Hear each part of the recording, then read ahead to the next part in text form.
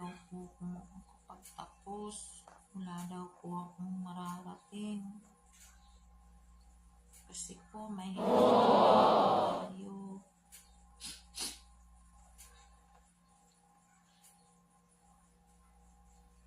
Siya, Dana.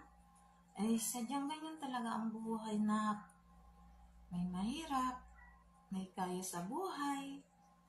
Kaya tayong mahirap.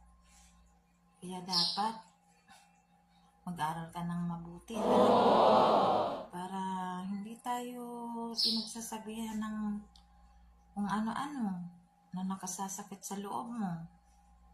Tatagan mo ang loob mo kasi bata ka pa naman eh. Actually, anak, kung ano man ang sinasabi sa iyo ng mga tao sa paligid, huwag mo na lang pansinin lahat. Huwag kang iiyak. Sabihin mo, God knows. Yun lang ang sasabihin mo sa kanila.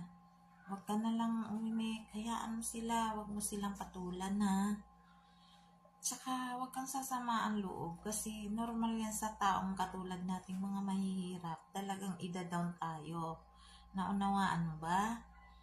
Anak, kaya sana yan, sa paglaki mo, may isip mo rin yan. Ano ang dapat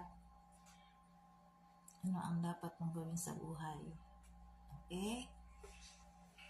Nga po, Mama, matupad ko po yung simpleng pangarap ko para hindi na po tayo araw-araw humihingi ng apoy sa kapitbahay. Kasi ang hirap kasi ng buhay natin, Mama eh.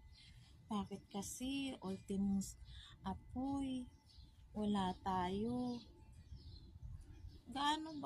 Magkano po ba ang isang posporo? Bakit hindi po tayo nagkakaroon ng posporo? Bakit parati na lang po tayong humihingi sa kapitbahay, Ma? Yaan nyo, balang araw, sana guminhawa din ang buhay natin. Ang hirap-hirap po kasi ng buhay natin. Naman yung ating mga kapitbahay dyan. Ang ganda-ganda ng buhay. May mga laro ang magaganda. May mga damit na maganda. Parating bago.